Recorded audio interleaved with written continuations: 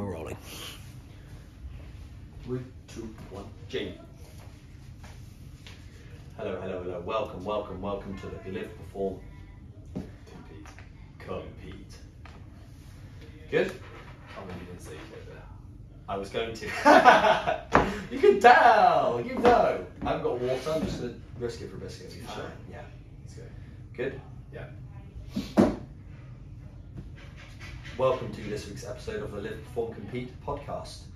You are listening to me, Paddy, and Me, Ed. Hey. Hey. How are you? Great, thanks, Paddy. How are you? Yeah, your tan's looking nice in the face. Yeah? Yeah. So it was a beautiful day today. You and Ant are both looking very, very dark. You've changed race. Different shades of dark, though. Yeah, I mean, he is noir. Proper dark. Yeah, he is. But you feel, in the context of your darkness, are looking kind of dark. Yeah, well, it's kind of like... Last morning at the beach this morning? I did, yeah. It's kind of... I don't really tan. I go kind of like tanny red. I think you do tan. I actually do think you tan. No, I mean, but like, so if You actually don't burn as much as many other ginger males and females that I know. I'll tell you that the why though, because of living in Kuwait. But So- I think that's actually an important thing that people don't understand. A lot of people don't appreciate is you can build your tolerance to the sun. Yeah. And so a lot of people who are just naturally paler have a phobia or a fear of it and just never put themselves in it. So of course, when they do step out in it, they do get burned. But you can build up resiliency with just small doses over time. Yeah, exactly. So like I know now for me that like 30 minutes to an hour is I've got an itchy ear. 30 minutes to an hour is tops. That's tops without sun cream. Yeah. And if even and like I haven't really noticed much of a difference between countries, like UK, Hong Kong. But I mean, everyone says Australia because the ozone layer is thinner. Is there's the UV light is much more aggressive, which is why they're like, oh, I'll get the zinc on, mate. Yeah. I mean, summer's here, like it's pretty intense. Like, But is the very quick. UV that much stronger, or is it just that the heat and the humidity? I wish I could actually give a good answer to this. I've researched it so many times. Like, why is a sun when it's right above your head in winter, why doesn't it burn you as much as the sun in summer? Someone listening is going to be like, obviously, this is why. Well, obviously, well, my toes out. Maybe maybe it's because of skin exposure or something. I don't know. Yeah. Who knows? We are. But anyway, stupid. so what did you do this morning, Paddy? So I cannot swim. So standard. Because of your wrist. Yeah. You can actually. I can swim physically when fit. But I haven't been swimming for the last 5 weeks now because of my broken wrist. So even going into the water today, I just went for a dip, just doing like a breaststroke, pushing the water aside, like it's not pain-free. Yeah. And the last thing I want to do is put myself in lots of pain, trying to like work out and concentrate on not drowning, and then at the same time have an efficient stroke. Yeah. While being in pain or whatever. So I feel like you're at that dangerous point in your journey of your injury where you're starting to get back to being able to do some things and like put some load through it. Yeah. Like this is where you want to just rush to you want to just put your foot down and start doing everything. That's where you can, because the bone's not really healed just yet. Yeah, you it's, need to respect that process. Yeah, exactly. It's healing, Yeah. and the X-rays 4 weeks in showed new bone growth, but they're like still don't wait there yet and stuff like that. So I mean, for those listening, it's pretty nuts how fast your wrist has healed. yeah, Given it was like hanging off your arm, attached by the skin, yeah, 5 weeks ago, yeah, and like you're now able to put load through it, do some training on it. yeah. Like it looks normal, looks like a normal human hand again. It's a tiny bit fat still here and there in places, but I mean it could actually just be scar tissue like that. That could be it permanently now. Yeah. I mean, my right ankle where I dislocated it pretty badly is just fatter from scar tissue and crap that's around it. Yeah. But yeah, you're right. It's that sweet spot, and I remember that exact spot when I was doing with my ankle rehab where I could walk on it, but it hurt. And then I was just so frustrated with how little I was able to do activity-wise. I think with lower limbs, it's more debilitating. So it's more frustrating. Like I can now go onto a bike, I can, you know, do a lot. I can walk. Well, I mean, my feet are sore, but that's another story at the moment. But yeah, I mean, just being able to do those things makes me feel so much less disabled. And obviously the first couple of weeks were difficult, but you know, like when you can't wipe your bum and you can't wash up or cook, like I couldn't chop a vegetable and stuff like that. And it's just like you're holding with the wrong hand, and like I'm very not ambidextrous. Yeah. So I think I developed some ambidextrous skills from, because I had 2 shoulder surgeries on each shoulder, so that was at least 6 to 8 weeks in a sling, fully immobilized. So I had to learn, and wiping my ass was always the hardest of all of them. Yeah, it's because you're twisting the wrist and then applying pressure. Yeah, and now I'm at a point in life where I can just choose which arm I want, willy nilly. Wow. Yeah. Lucky man. Yeah. What about you? What was your morning like? Well, I mean, we met this morning. But I think listeners are probably like, fuck, these guys do the same thing every day. But it's because, folks, we always record on a Thursday. And so this is the only morning. They have every morning to go surf ski. To go sit in the sea in the surf ski. Yeah. We always record on a Thursday, that's why. But I did very much the same. So I went out early, surf skied, and then took out one of those pro paddle boards and just messed about on that. I'm just playing with it right now, to be honest, just having fun with different water sports things and just messing around. And the water was amazing today. Like, I know you probably couldn't see it because you were perched on the shore, but as you just got out into the bay a little bit, it was like, I haven't seen it that nice in a really long time. And I think, you know, this morning I had like one of those moments after being out on the surf ski, after doing a pro paddleboard. I sat on the shore and just did a meditation before I got into work on my laptop.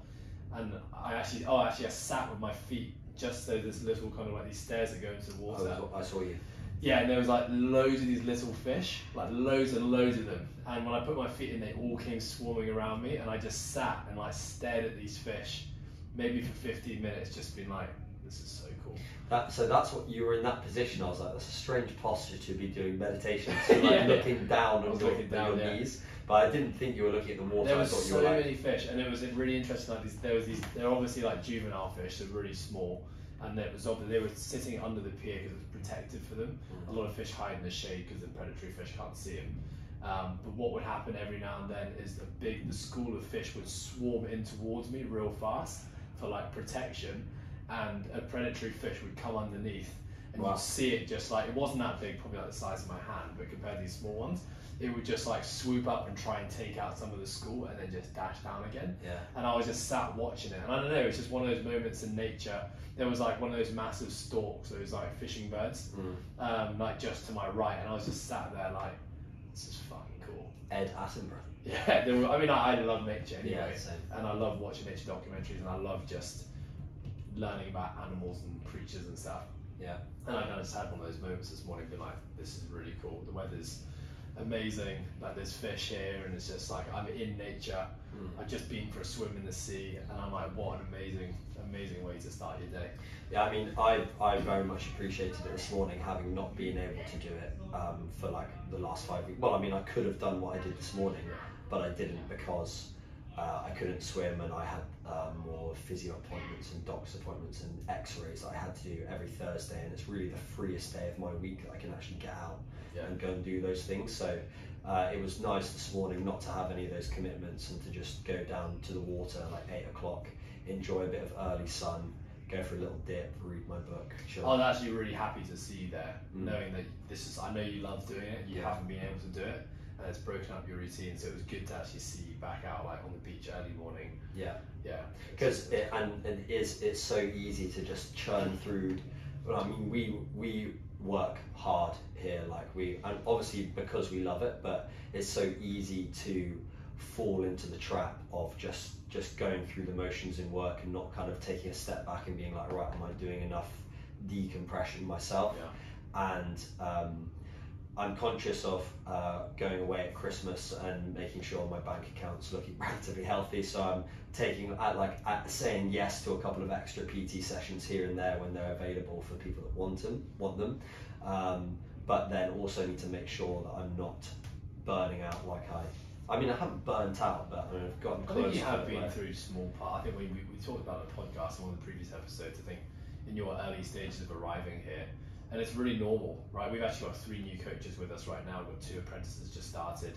We've got Skulk, who's just joined as a full-time coach, and he's going through his kind of 2-month onboarding process. He's starting properly on Monday. Starting properly on Monday, yeah, and Ant's been mentoring him, done a great job. But even there, you can kind of see, I could see resemblance of my former self, you know, being in a new space, wanting to be impressionable, you know, staying long hours all day. And I love it, you know, I guess as a boss, you love seeing that. But at the same time, I've said to all of them almost every day, like, listen, if you're done with your job, you're done with your work, and you're getting no more value, like, I need you to get out of here. Like, get out, give yourself headspace, don't burn yourself out now. And it's, you know, it's interesting, me seeing you on the beach this morning and being really happy to see, you know, one of my team members out, away from work, enjoying themselves, decompressing, getting in the sun. I think back to 10 years ago, you know, when it was just work, we need to all work harder. It was like, you know, such a mindset shift for me, and being able to appreciate moments like that, and being able to be here and actually like tell my staff to get out of the gym and stop being here if you don't need to be here. Yeah, just very different. I think that was also one of the things that when I was sat there in the water feeling very grateful for a lot of things. Another thing was we had yesterday, Lottie had just received basically a notice from the Hong Kong government saying that she needed to go and get tested. Basically, she was in a facility where someone in Hong Kong tested positive for COVID, but there was anyone who'd been in that space for the 2 to 3 weeks leading up to it had to go and get an immediate test. So the likelihood of her having COVID was up 0.0001%. But you know, we'd set a standard as a gym to say, if you are one of these people who've been in this premises, and it was a big club, so loads of our members have been affected by it, then you cannot come in until you have you turn in a negative test result. Yeah. Lottie was supposed to be taking a 5:15 class this morning, you know, which is our early class, and she messaged. We jumped on a call about 7:45, quite late last night, when she said, "I've just got this message. What do I do?" And straight away, I knew the answer was, "You can't come in tomorrow. You're gonna have to go get your test. You can't come until you get a negative result." Just as well she called it at 7:45. That's your cut-off time to your phone. 7:43. Oh. So had it been 2 minutes later. Yeah. Yeah. So, you know, anyway, kind of the point of the story was that, shit, like, this is late notice to try to get someone else to cover the 5:15, which is, you know, in 7 hours, you have to be waking up. And, you know, jumped on a call with Ant real quickly, updated him on the situation, messaged the group because Lottie needed a few classes covered, and within 2 minutes, everything was covered. You stepped up, Ant stepped up, Lena stepped up.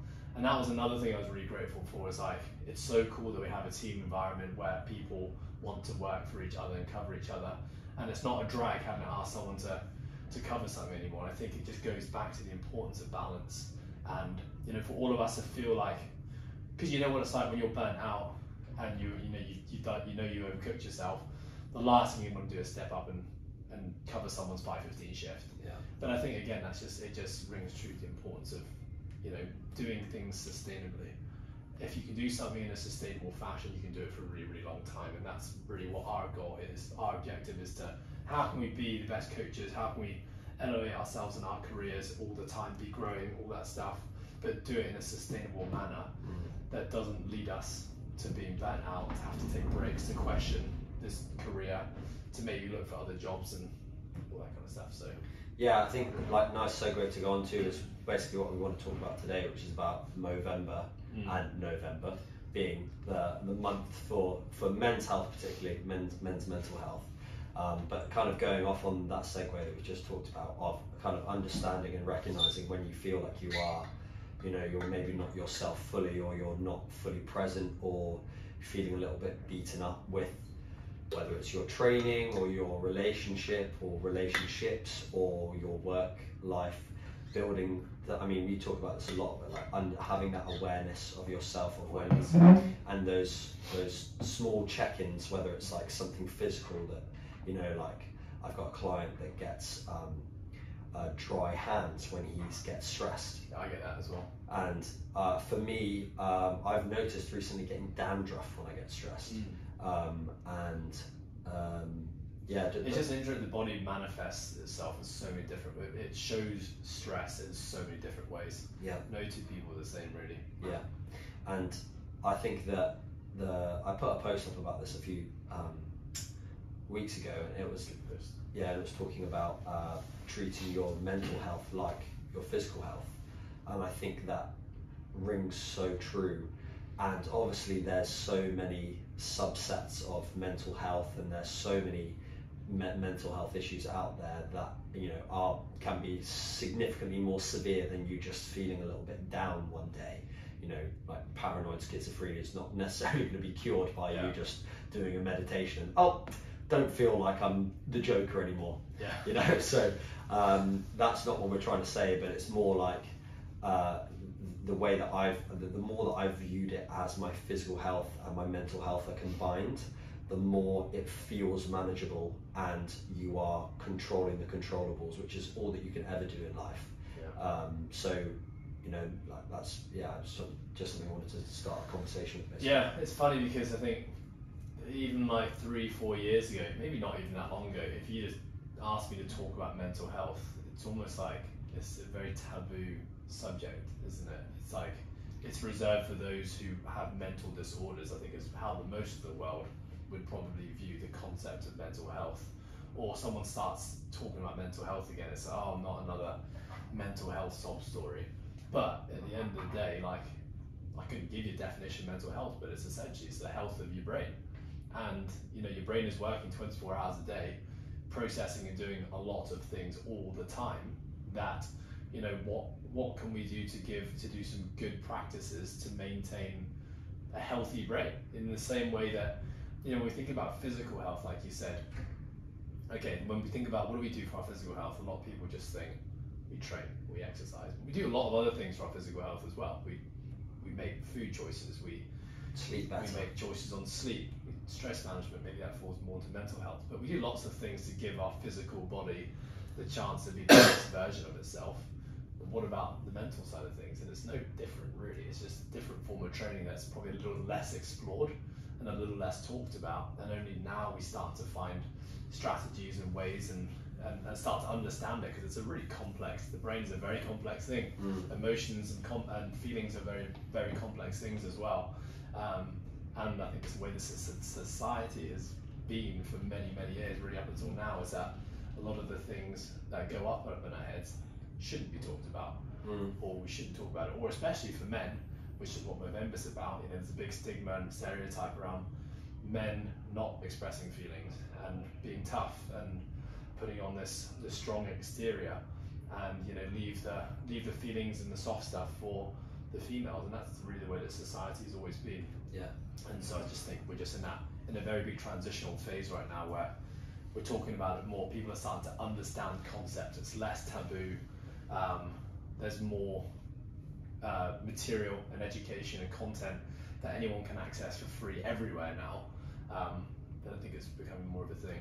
I think I actually feel very confused by it, because there's not that I was necessarily brought up with those ideas of a man. Like my mum and dad separated when I was relatively young, so I always had a mum and dad household, but lived primarily with my mum, and I had a sister that I lived with as well. So I was always around females more than I was around men.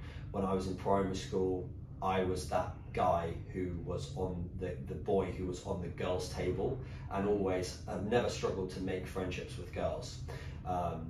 And it's weird, but like I feel like even at this point now where we're at, I'm kind of like conflicted, because we take someone that we were talking about this on Monday with our book club, and we were talking about, again, male and female traits, masculine and feminine traits, and it was from the podcast that we listened to, and kind of like statistics and like probability of whether or not marriage is successful, what women look for in men as an ideal mate, kind of leads more towards like, and it's not necessarily a case of them doing it consciously, it's subconsciously, according to the data, that women are looking for men that are higher up in education, earn more money, have a higher status, are more confident, are less vulnerable to this and vulnerable to that. So on one side of that argument, you're thinking, fuck, if I want to come across as an ideal mate, I need to be strong, independent, Have a good job, have a nice car. Yeah, like, you know, like look as though I'm going to provide for my mate. And then we're also talking about all these feminine traits that we're trying to get people to open up to, and people have realized now that if you solely move to that masculine side where you're pressing down on those emotions and you're like, oh, it doesn't affect me, I'm a man, then it leads to so much inner battle and so much inner chatter and that's where the damage can be done, when that narrative becomes so twisted and internalized, when it's not spoken about and you don't have anyone to confide in and you don't have those strategies to be able to cope with it. That's when these men are committing suicide, which is, as I think it's like under 35 or something like that, is the #1 killer of men, more so than like coronary heart disease, more than car crashes, anything like that, which is a crazy statistic to think about, that more men are taking their own lives rather than getting hit by a car or dying of a heart attack. But it's because, there are a lot of reasons, but some of that you could argue is because of that old stereotypical man that is pushing down on those emotions and not saying that they're struggling with something, and not having those friendship groups around them, or not building those friendship groups, being able to rely on those people. And then on the flip side, we're saying you need to do that in order to be mentally sane and, you know, to have good relationships. And then to go back, you're not going to find a mate if you don't have all those things. Yeah, exactly. So it's very conflicting. It is conflicting. What do you think of that? I think I agree. It is very confusing, but I think having been the person that suppressed all my feelings, I wasn't like you. I grew up in very much, you know, my mum and dad were together, but a very masculine-dominated household. Even my mum has very masculine traits. In the way that she's gone about business and her career and her life. And so the sports that I played, the upbringing from my parents, a million other things that led me to be this way, but, you know, it was very much lived up to that stereotype of the man. You know, a tough exterior. Being an older brother as well. Being an older brother for sure. You know, suppress your feelings, don't talk about how you feel. Sweep it on the rug, it'll be fine. You know, very positive outlook on life, but naive positivity, where it's not necessarily good, but you're switching everything into a positive, which I think is an amazing trait. But if you're doing it in a naive way where you're actually not addressing an actual issue, then that's maybe not so good. And I would look back, certainly many years of my life, that's been me. And, you know, now having kind of come out the other side of that and being someone who's very vulnerable, very open, to sharing almost anything with anyone, to be honest, is really how I feel about it now. I've kind of got experiences from both. And I think, you know, looking at the statistics as to what females will often look for in a man, I think we talk a lot about the male society and, you know, what history has led us to become now. Females have their own set of challenges from the past as well, which is basically a life of suppression. Yeah. And now, you know, the rise of the female being able to come out now and speak openly and honestly, we've kind of just gone basically flip-flopped in a way. And so everyone's just a little bit confused, everyone's a little bit lost. But I think those who find clarity and start to make sense and understand all of this, you know, vulnerability, a lot of our values really, vulnerability, connection, being authentic, finding who you are, your true self is, and living life according to those values, finding purpose in life. The people that do find those things, I think those would be the people that fall outside of those statistics. They're not the people who are searching for the high earner with the fancy car and the strong exterior. They're people who are looking for a mate based on values and connection, something a little bit deeper. And I think, you know, where I've come from, I've always thought that connection and finding my mate was about looks and having similar interests. But really now that's not what it is for me. It's about, yes, those things are kind of important, but they're not the most important thing. I'd much rather seek deep connection with people because we look at life in a similar way, and we have the same values and principles, and we live our life based on those values and principles. And, you know, what I've found is not just in a mate, but just in my friendships, and even the people I surround and spend time with every day, like you in this gym, and our Purposeful community. It's all based on values. We all look really different. We all have very different, you know, at first glance, very different personality traits. We have extroverts, we have introverts, we have just like a real mix of people amongst the team, but we're all connected underneath it all, and that's what's allowed us to be a team and enjoy each other's company and not want to rip each other's heads off despite spending many hours every single day back to back, and even on the days off wanting to still spend time together. You know, those are really rare connections. For sure. And I think, you know, I have loads of people from the outside world be like, you can't be friends, surely you're not friends with your workmates that much. And I'm like, it's funny because I've almost orchestrated my friendships now, because I've hired my team based upon values. Everyone who works in this company has gone through some form of assessment on our 6 values and have passed because we align. And so it's no surprise that those people I end up having deep connections with and become my friends. Whereas I have friendships that have lasted for 10, 15, 20 years because we went to school together. And as I've become more aware of my values and values have grown through my life experiences, I now look back at them and I think, we're not aligned at all. And it now makes sense why spending time with them is getting harder and harder as I get older, because we don't have that much to connect on. We talk about news, we talk about sport, we talk about the weather, we talk about fucking COVID. But once that's done, we've got nothing to talk about, nothing to connect on. Yeah. And so there's my long-winded answer to, I think, your question, which is that the statistics show that, because we're all lost. And the statistics that lean that way are people who are still on their own journeys, trying to work out what the hell life is all about. I haven't certainly found the answers, but I have more clarity than I ever have had. And the people who maybe do have clarity, do have things like values, they'll sit outside of those statistics. I don't know, what do you think? Yeah, I think something that we also talked about on Monday was about that it's situational how you are in terms of those masculine or feminine traits. Yeah. And it's also most people aren't across the board masculine or feminine. There are going to be areas or certain situations or certain scenarios or certain people that they act, they act more feminine in this scenario and they act more masculine in this scenario. Like, with their mate at home, they could be the masculine. At work, they could be the feminine. In the bedroom, they could be a mixture of both. Yeah, exactly. Like, I think for me personally, having spent a little bit of time reflecting on it after that conversation, as well as what I'd like to talk about is one thing that you asked the question of happiness. What would you define as happiness? We'll go on that later. Yeah.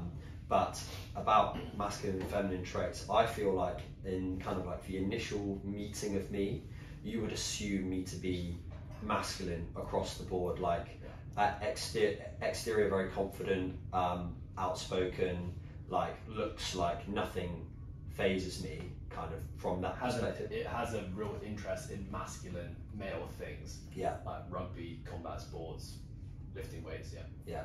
But I also, what you talked about in terms of being vulnerable, I also feel like the moment I spark that conversation with someone and I feel the need to, or I want to, I can very comfortably be vulnerable with them and talk very openly about something that I'm not feeling happy about, or something that is affecting me, or a certain situation that I've been through, or being able to be comforting or kind or caring to someone.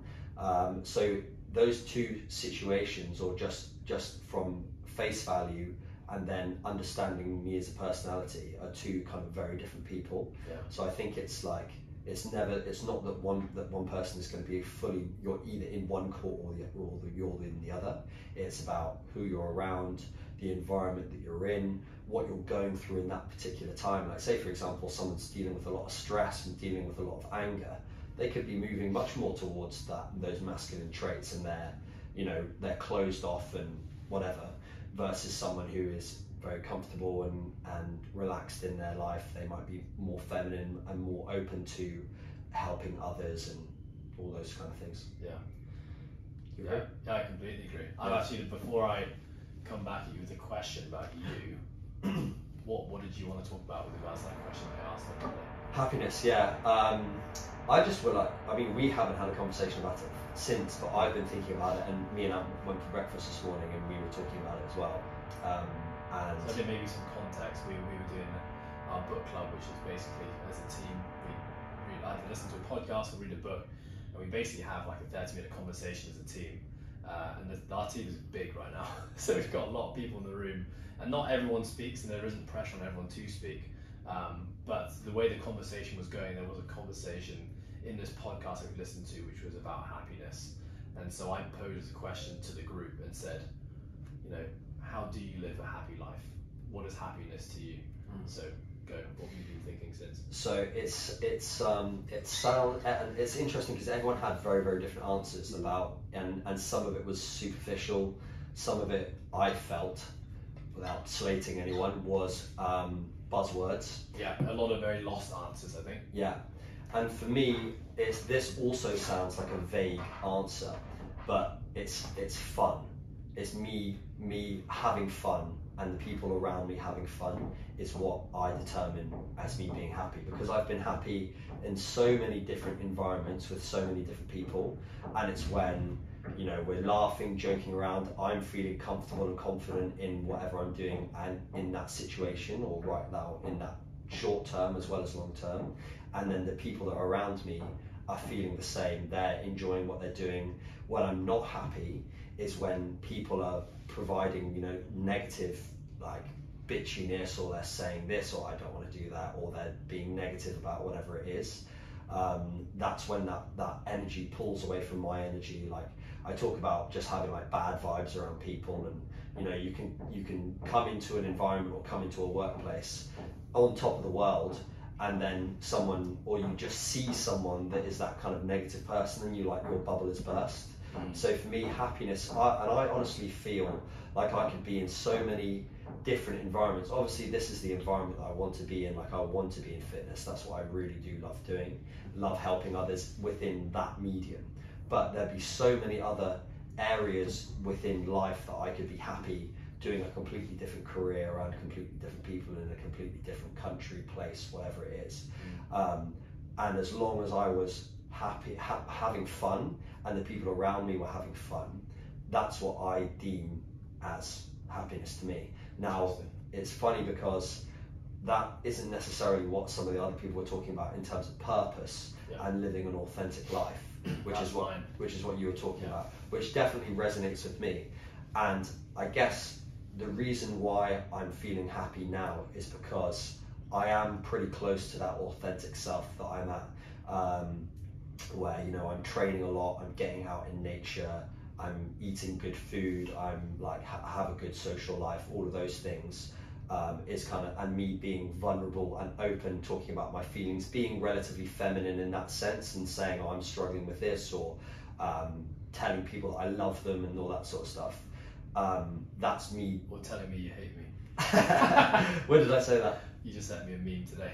Oh yeah.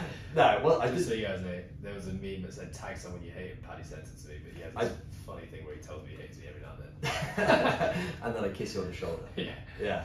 But like, so maybe the reason why I don't feel that need to find my authentic self is because I'm already living it. And that's an amazing place to be. Yeah, and I think that, you know, I'd have to go to an environment and figure that out really if I wanted to explore that, but I don't need to. But, you know, if I were to start doing cooking, or start doing, I don't know, cricket coaching, or start being a guitar teacher, or whatever it was, or go back to work, or go to working in a school, or back to outdoor education, or whatever it was, and then was in what I've said, I'm having fun and the people around me are having fun, but wasn't my authentic self, then maybe that's when I would understand that isn't happiness, true happiness. What if a situation happened where you were no longer around other people? Let's say like a COVID lockdown happened, and you're just by yourself in a house for a extended period of time. So, you know, are you still able to define having fun? Does having fun for you rely on the people around you also having fun? Yeah, it's a good question. I think, I mean, it's hard because, like, thinking about when I did do that, I went and stayed with my mum over lockdown in the UK for whatever it was, 4 or 5 months, and I struggled. I wasn't happy. I don't think anyone was happy during it though. Everyone was really struggling with their mental health. I know that my mum wasn't having a good time. She was worried and stressed all the time. But I don't think that was necessarily what was pulling me. Now that the cogs are going now thinking about it. But I think that what I really struggled with was having a purpose to wake up. Yeah. And I found that I made a point every day, every morning that I waked up of, writing down 9 a.m. breakfast, meditation, watch YouTube 45 minutes, AM training session, this is what I'm going to do, this is what I'm cooking for lunch, this is what I'm doing PM training session, this is what I'm cooking for dinner, FaceTime someone. And I needed to, when I went back and forward and had a couple of those grey days where I was like, fuck it, I'm watching Netflix all day, I then got better at creating that structure and that purpose. Now, that doesn't necessarily mean that I was living my authentic self, but it was giving me a purpose to get up in the morning. So yeah, I don't know. It was purpose for survival, yeah, it was almost purpose for sanity. Yeah. But I think, the reason I asked that question is because I think so much, it's interesting when you first said just a couple minutes ago, why right now you feel like you're living your authentic life, the first 5 things you listed, my job, the people, getting outside, sunshine, were all superficial things that could be taken away at any moment in time. It's one of the questions I asked one of our team members, who said that happiness for her was making sure that her partner and her dog were happy. Yeah. And I came back and asked a question. I said, what if your partner and your dog weren't there anymore? And it was a hard question. I could see it hit her quite hard. Yeah. And she didn't. She said, I don't even want to answer that. But it's how much of what our lives do we tie to things we can't control? And I think that's where I was pushing the question, which is actually something I just posted about a couple of days ago, which is you'll never be lonely if you love the person you're alone with. And the concept there being that happiness for me is all inside, and the 2 things for me that I think lead to a happy life for me right now at this point in my life is doing something that I feel is purposeful, and that's this job. It's being a part of Coastal in the Process programming and helping people around the world. That is 100% my purpose, my calling. It's something that I felt a really crazy strong calling ever since I started doing it 12 years ago, and my calling has only gotten stronger and stronger over the years. It's kind of crazy actually. I can really see myself doing this until the day I leave planet Earth, which is just nuts. So number 1 is am I doing something that's purposeful?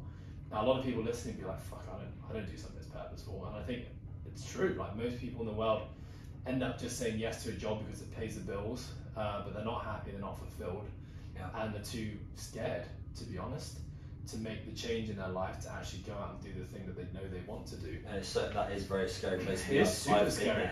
It's super scary, not just from a mental standpoint, but like logistically. Like it may mean you have to leave your home that you've been in for a really long time. It may mean you have to sell your belongings to have the money to be able to do it. It may mean you struggle financially for a period of time. But it's a trade-off for what fulfills you. And so for me, it's like living life with a purpose. I'm lucky and I'm very blessed to know what that purpose is and to be able to get to do that every single day. So that means for me, like good or bad, rain or shine, if I'm doing what I feel is purposeful, I may have really, really bad days. We've just gone through a rough patch, last couple of months, the last couple of years. It's still fulfilling for me and it's still happy. It doesn't, hard is different from happy for me. And so that's number 1, the purpose. And then the second one was authenticity. Now, authenticity is an interesting one because I've never talked about authenticity as much as I have until probably the last 3 months, where I really feel, I'm 33, about to turn 34 next week. Is it next week? A couple of weeks away. 15. Yeah, 15. So about to turn 34. This is the most clarity I've ever had in my life as to who I think I am. And then the second part to that, think that I'm actually living life according to who I am. Yeah. And so it's easy for me to talk about authenticity now because I've lived through 33 years of probably not being my authentic self, number 1, but number 2, not knowing who authentic Ed was. And so, a big part of growing up and finding out who you really are is about being someone else, trying other things, blending with different social groups, trying to please people. You got to do all that shit to come out at the end of the tunnel and be like, okay, none of that actually really matters. Here's who I really want to be. and here's all the masks and the different roles I've played in my life. I can look back on it now and see it all really clearly. Yeah. Like at this point in my life, this is who I was. That wasn't me. At this point in my life, at university, this is who I was. As a rugby player, this, you know, it's so funny. I have like really clear visions of those different eds, but I also have clear like emotional feelings that it brings up when I think about it. It's quite interesting actually. And so it's now easy for me to talk about authenticity. And I sometimes see people look at me when I talk about authenticity and like, I have no fucking idea what you're talking about. You know, and similarly, I've heard people tell me about integrity and authenticity. You know, every book I've read, live with integrity, be your authentic self. And I've always been like, that doesn't resonate with me right now. I don't really know what that means. Or you're like, I am. Or I'm like, maybe I am. Yeah. But I think it's like, this is just like, you know, life's an amazing teacher, and it will teach you all the lessons. And if you have a growth mindset and you're open to learning about what life throws at you, then, you know, that's why I think people say every year they get older, life gets a bit better. Yeah. Yeah. So just going off on what you said, yeah. You take coastal away. You're not allowed to do health and fitness. Yeah. What do you do? I don't know what I do, but I've always said that I'm not afraid for anything to be taken away from me, and I really actually do truly believe that. Yeah. And I know, like, that's not devaluing coastal or process program or anything that we do. Like, I'm extremely proud of everything that I see here and I get to do on a daily basis, but I'm not afraid of it disappearing tomorrow. And I know if it did disappear tomorrow, I'd be heartbroken, but I know I'd bounce back and find something else. Yeah. I'd find purpose in some other way, shape or form. I'd probably stay in helping people some way, shape or form, but I know that at my core, like I'm pretty fucking happy with who I am as a person. Yeah. That I think I could deal with anything. And so, yeah, like my genuine answer to that question is that it would be sad, but it doesn't scare me. Yeah. And I think that's my feeling with things like love. Is like, love is an amazing thing, and when I'm in the moment of it and I have it around me, it's just like one of the greatest things. But I'm also not afraid of that love one day potentially ending. Yeah. And having to part ways with someone or people, because I know that, you know, I'll find someone else or I'll find a new group. I think going on that topic, not necessarily of love, but of understanding that there are so many different options out there in the world. The world is so big. There's so many people. There's so many opportunities. Like, this opportunity for me to come here came out of an Instagram story. Like, that was where the opportunity came from. It was just happened by chance that I was following either you or Coastal, can't remember which one, and it got posted, and then I sent you a message, sent Al a message from who I'd known. But you know, the reason why I knew Al and he was able to vouch for me to come over to here was because I knew him from Q8. Now I wouldn't have gone to Q8 if my friend from school who was out in Q8 as a CrossFit coach hadn't messaged me. And think of, like, I was doing sports science at uni and I was pretty sure I wanted to go and do sports science, potentially as a master's, and then go and work in elite sport. Like, that was when I was like 16, 17, I kind of was like, dream job for me, strength and conditioning coach for Bath Rugby. That was like, that's the creme de la creme for me. Head of strength and conditioning coach in a professional rugby team in the UK. Job's good. And I did think that's what I wanted to do. And, you know, I was moving towards that way, and then started doing CrossFit, fell in love with that. My mate messaged me, said, do you want to go and work abroad? I was like, that sounds really cool. Go and train full time basically, and then do coaching. All of these, I'll go on the sidetrack, but all of these things, the chances are so small. But think of all the other potential opportunities and potential lives I could be living now, having just, you know, lived a slightly different path, all these different opportunities. I could be doing the same thing, I could be doing a completely different career. But it's like, there are so, you know, with something that might feel like that's the end of your existence, or that relationship has ended, I'll never find anyone like that. There are 3.5 billion people in the opposite sex, more. Yeah. There'll be someone else out there. So let me ask you then, why did you take the job in Q8? Why did you go? Was it money or was it experience? Yeah, it was experience, and you know what? There was a small part of it actually that was how it would be perceived, and being able to Say that you say, were the guy that went out and yeah, I was that guy that everyone else in my course went to. When I was finishing third year, I was so done with uni. I remember getting to like halfway through third year, and I kind of moved away from some of my mates that I was with in the rugby club in first and second year, and I was hanging around a lot more with like 40-year-olds that I was coaching in the CrossFit gym. And instead of going to rugby socials on a Wednesday night, I was going around their houses for barbecues and watching UFC fights, and like I was kind of transitioning out of student life, and I was like, I'm ready to get out of this. I'm ready to earn money and, you know, get on with my life. And I didn't want to be that person that just went and did a master's and did that. And when the opportunity came up, I was like, let's do it. And I wanted to be like, I've done better than you guys have. That was partly what I wanted. I thought it sounded cool to be working in the Middle East. But there was also, probably more so, like 60-70% of that was that I was getting to. At the time, I was an aspiring professional CrossFit athlete. Yeah. Lol. Likewise. And was, you know, I was like, I want to go to regionals and I want to compete this, and this.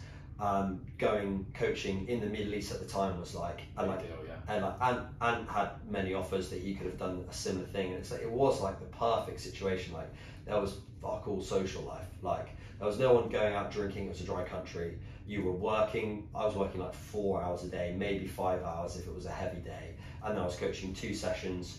You know, like there's nothing to distract you. You've got a training environment of like-minded people around you, working towards similar goals, competing gyms, hours doing the same thing. He was trying to like compete at the highest level he could, coaching like 2-3 hours a day.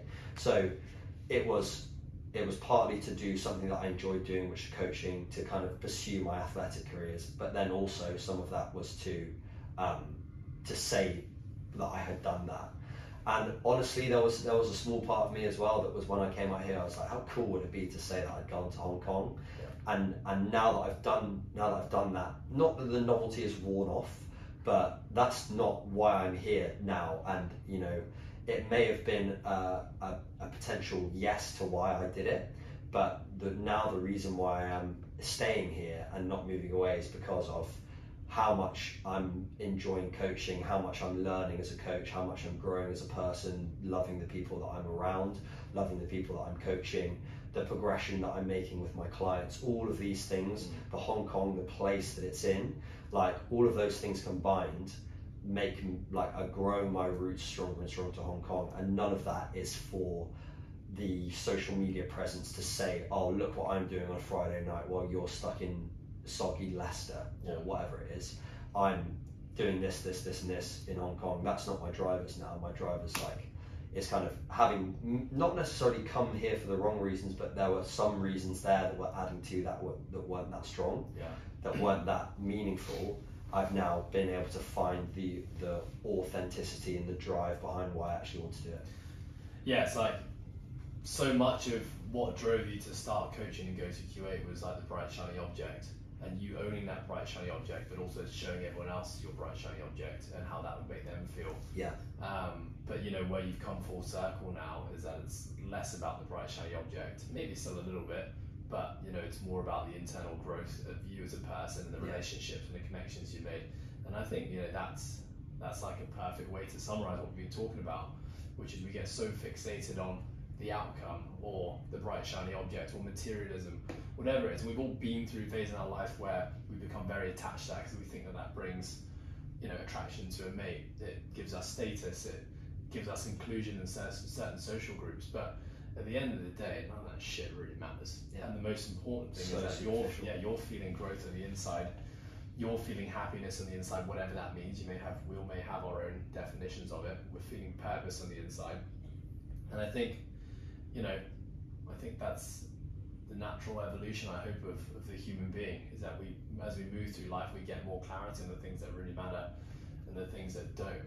And I think kind of going back to like the very start of this podcast, we're just like talking about Movember and why we're even growing mustaches and trying to, you know, raise money. I've done Movember. This is the 4th time I've done Movember in my life now. The first 3 times I did it just because I thought, honestly, it was a good thing to do because everyone else was doing it. and oh, as a business owner, I should probably support this thing that everyone else is doing because it looks good.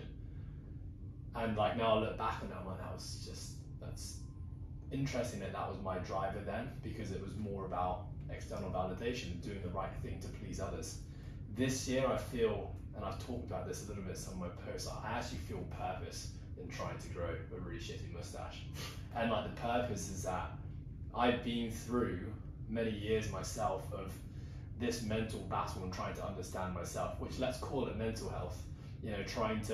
Some people call it, emotional intelligence, some people call it spiritual awakening, some people just call it masculine versus feminine, or getting in touch with yourself. Like, I've had an amazing journey with it. I'm still going through that journey today. I think about this shit, honestly, every minute of every day, as much as I think about coaching and this business, that I've felt and seen how much a profound impact it's had on me and where I'm at today, that I want to pay it forward. And your relationships. And my relationships, massively, yeah. And it's like, I want to pay that forward. And so raising awareness for me is about helping, especially men, I think, because, I think I really was that stereotypical male who's now, in some way, shape or form come out of it, to be able to help those people and use things like this community, use this podcast, use our social media pages as a platform to just express and share our experiences and how we're feeling and all these values that we talk about every day, in the hope that it might, I don't know, it might nudge someone to start doing the same thing, or it might open it, there might be a switch that goes off in someone's head who's reading it, says, that's me, what do I do about it? And hopefully I can be someone that people can reach out to and ask for help, or, not even just for help, just to ask, like, how did you navigate it? What did you do when you felt this way? And that's really what I felt really strongly with my social media profile recently, is that I love coaching, and that's really what probably most people know me for. But I also love this stuff, like the mental side of things, and mental health and emotional intelligence, just because it's something I've been so interested in.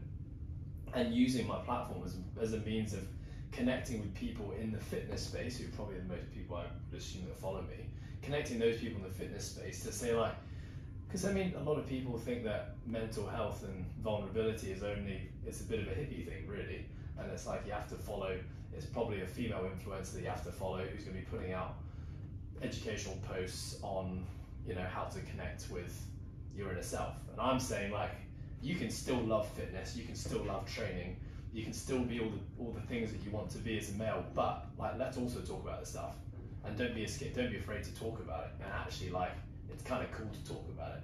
And the connections you have from talking about it will be some of the strongest connections you'll ever have in your life. Way stronger than the people you played sport with, or the people you go to the gym with and talk about what your Fran time is with. I Yeah. bring it back full circle to CrossFit. Yeah. But yeah. No, completely agree. I think what I hope is that anyone that's listening to this podcast, it just sparks a conversation, whether that's just checking in with someone, or whether that's, that's like, really asking how people are. And I know this does sound cliche at times, and people say, just ask again, how are you, or how are you really?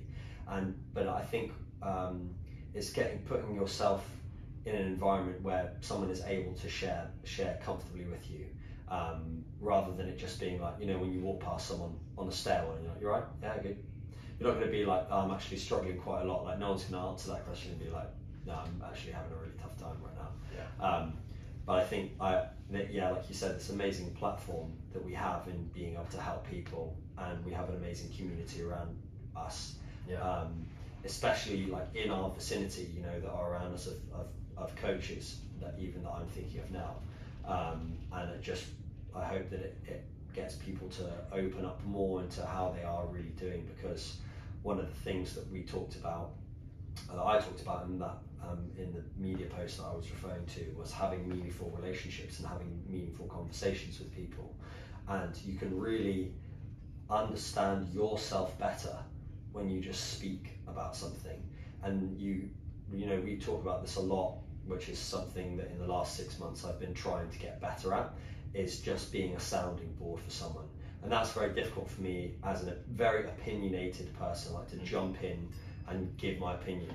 And that's something that I'm trying to get better at. But just by listening, asking someone how they are and listening to what they have to say before creating an assumption or an opinion or saying how you think they should deal with that, you know, can be enough for that person to suddenly feel so much better, or for them to have clarity on what they need. Yeah, I just hope that. Yeah, I think the thing about, you know, reaching out for help, it's like, you know, if we're saying here, hey guys, if you're listening, you know, you can reach out to us for help. If you're reaching out for help, we're not standing here saying we're going to have the answers. We're just as much on this journey as you guys are, but I think, you know, what you kind of just said there, which is like, so often we actually know the answers already. People who are going through hard times and struggles or emotional battles with everything we've been talking about, or many, many other things, they know what the answer is, but because we keep it so bottled up inside, we never actually get a chance to express it. Most people express it either by talking to someone or journaling, and a lot of people don't do either of those two things. And so the thoughts and the feelings inside become very confusing, and it becomes very hard to understand them and even try to think about creating a plan to understand them and I guess solve the issue. So just by speaking to someone, just talking, is often just the cure. And then, you know, there's the role of the listener, which is just to listen without an expectation of trying to provide an outcome or a solution to the problem. But it's just to listen and be empathetic. And empathy for me is an interesting one, because it took me a long time to understand what empathy was. The way I look at empathy now versus sympathy, which is where the two I get very confused with, or used to get confused with, is that I like the analogy, someone's fallen to the bottom of a well. Sympathy is standing at the top of the well, looking down at the person saying, oh, I hope you're okay, it looks like it sucks down there, you'll be all right. Empathy is you crawling down into the well with them and feeling what they're going through at the same time, and looking up being like, how are we going to get out of here? And I love always going back to that analogy, how can I get myself into the well with that person and feel what they're going through, versus just saying like, I'm sorry to hear about what you're going through. Yeah, I haven't heard that analogy before. Mind is blown.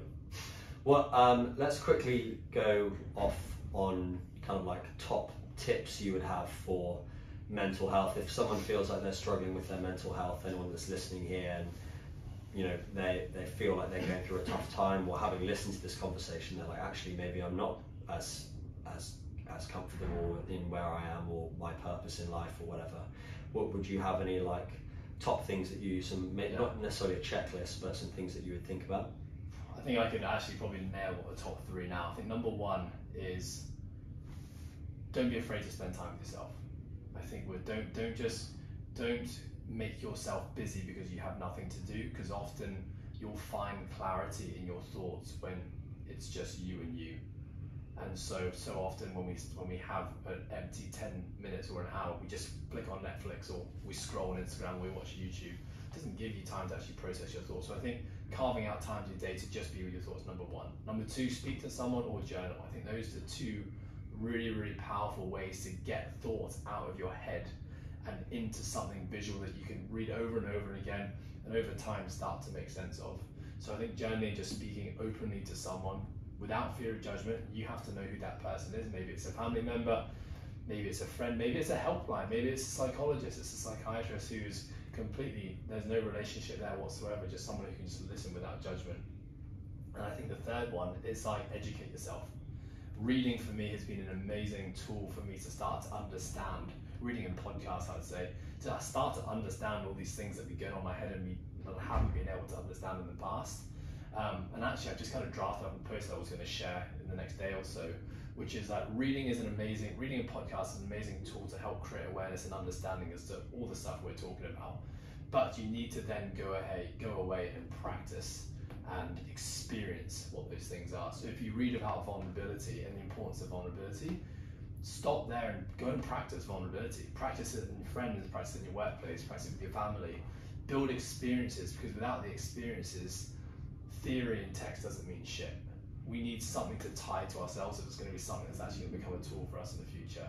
And so I think in summary, the three things are like, read and learn, just build awareness of these things. There's amazing resources, even free things on Instagram and YouTube that will help you understand these kind of things, and then sit with those thoughts and try to understand it yourself.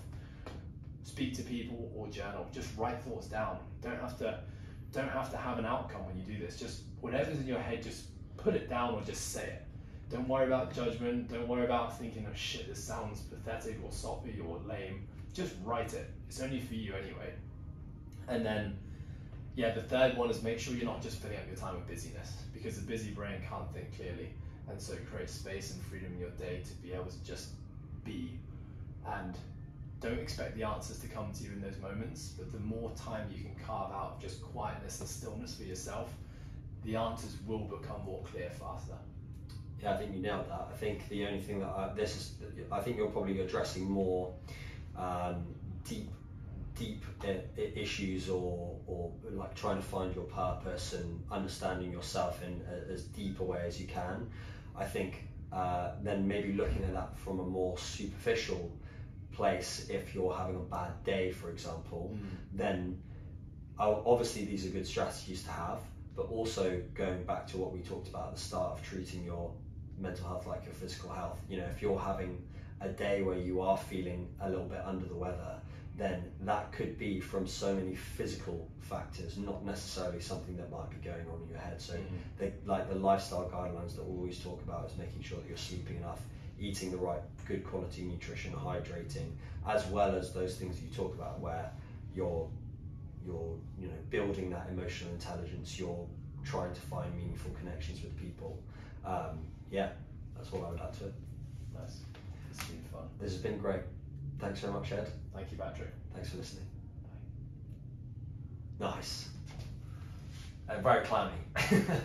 That was good. Yeah, that was good. You know what's like, what's always... Fuck, I gotta go.